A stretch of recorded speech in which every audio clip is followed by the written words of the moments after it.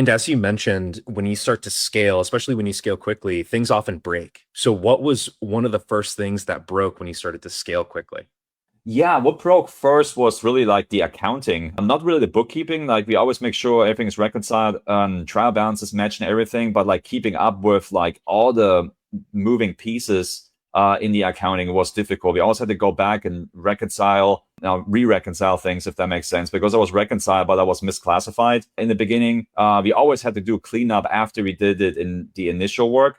And it was just like we outgrew our accounting, processes very quickly in the beginning. But I mean, the good thing is like as you're doing investor relations and creating K1s and working with CPAs, they hold you honest because they're gonna check everything on your financials and poke holes into everything. They're gonna be always be clean at the end. Truly matters the most for the investors that all the balance sheet and the income statement is clean and everything. So there's always a backstop there, but it's always a lot of work because you always have to go back and like reclassify it here and reclassify it there.